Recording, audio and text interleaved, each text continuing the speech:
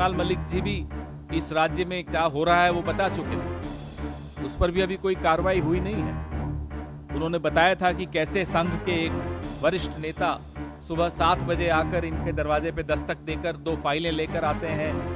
वो सब सत्यपाल मलिक जी बहुत कुछ बता चुके हैं। अब उसी राज्य से ये एक और चौंकाने वाला घोटाला सामने आया है।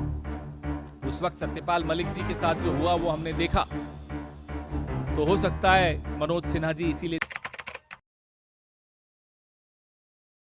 हूं, मनोज सिन्हा का नाम लिया, और जो जल जीवन मिशन के केंद्रीय मंत्री हैं शेखावत साहब, उन पर भी एक शक की सुई जाती है कि उन्होंने क्यों एक विसल ब्लोअर को सजा देने दी या दी, और नामजद अधिकारियों को बचाया गया जिन पर यह आरोप था कि वो भ्रष्टाचार में लिप्त हैं। आपके सवाल, बिना टेंडर के प्रक्रिया का पालन किए, सारी जो प्रक्रियाएं हैं उनका एक तरह से उल्लंघन करके ठेके दिए गए, 13,000 करोड़ के ठेके दिए गए। ये सारा हर जिले में घटिया काम का जो निष्पादन है वो भी मैंने एनेक्सर संलग्न जो है वो भी आपको दिखेगा। विशेषज्ञ सलाहकार समिति को नियुक्त करने का अनुशंसा थी, वो नहीं करने दिया गया। तो जो एक प्रक्रिया होती है वो तमाम प्रक्रियाओं का उल्लंघन करके ठेके दिए गए, और जो काम किया गया उस काम का निष्पादन की जो क्वालिटी थी वो भी ठीक नहीं थी। तो वो आरोप स्वयं एक अधिकारी ने लगाया। नहीं, अभी इसी पे बात करिए, आप बड़ी जल्दी में इसके अलावा जा रही हैं। इससे पहले सत्यपाल मलिक जी भी इस राज्य में क्या हो रहा है वो बता चुके थे, उस पर भी अभी कोई कार्रवाई हुई नहीं है।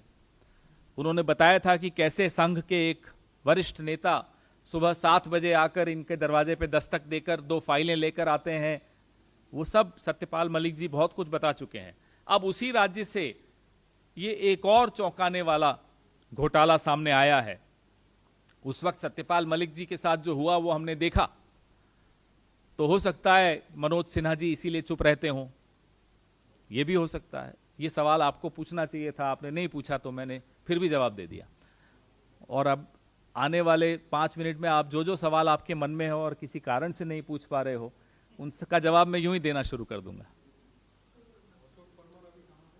अशोक परमार जी अब ट्रेनिंग में हैं। प्रमुख सचिव होते थे इस विभाग के, उनको डिमोट करके ट्रेनिंग में डाल दिया। जी,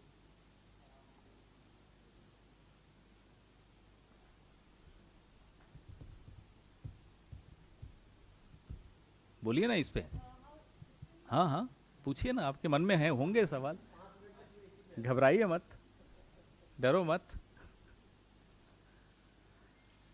कोई कारण होता है कि वहां चुनाव नहीं करवाए जा रहे, कोई कारण है कि वहां मीडिया को एक्सेस नहीं दिया जाता, कोई कारण है कि वहां खुलेआम कोई आदमी जाता है, Z+ सिक्योरिटी ले लेता है, घोटाले करता है, सुना उसको बेल भी मिल गई।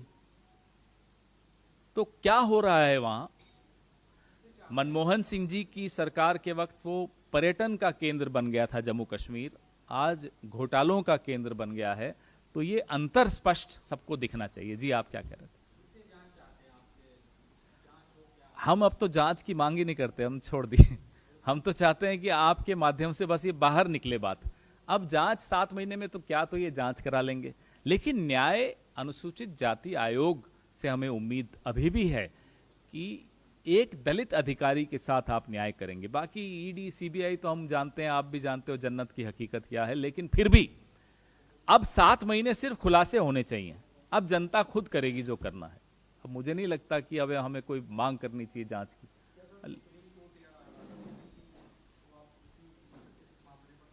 अभी पहला चरण है, आपके माध्यम से इसको बाहर लाए हैं, क्योंकि ये बात दबाई जाती है, नहीं आने दी जाती, कभी G20, कभी कोई और 20, कभी 24, सब चलता रहता है।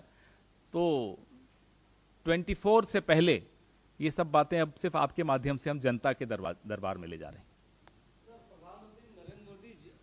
प्रधानमंत्री नरेंद्र मोदी G20 के समापन के बाद जिस तरीके से श्रेय ले रहे हैं, कह रहे हैं कि हिंदुस्तान दुनिया आज के इसी पे- भीतर एक इसी पे- शक्तिशाली देश के रूप में उभर इसी के पे आया है। रखिए, आपकी इसी पे क्या रखिए। प्रतिक्रिया है? हिंदुस्तान हमेशा शक्तिशाली था और है और रहेगा, प्रधानमंत्री कोई भी हो, लेकिन अभी इसी पर केंद्रित रखिए आप, सर 5 मिनट तो हो गया। इसी पर रखिए। आज G20 पे कभी और चर्चा हो जाएगी, अभी हो गया, अब तो ब्राजील के पास चला गया।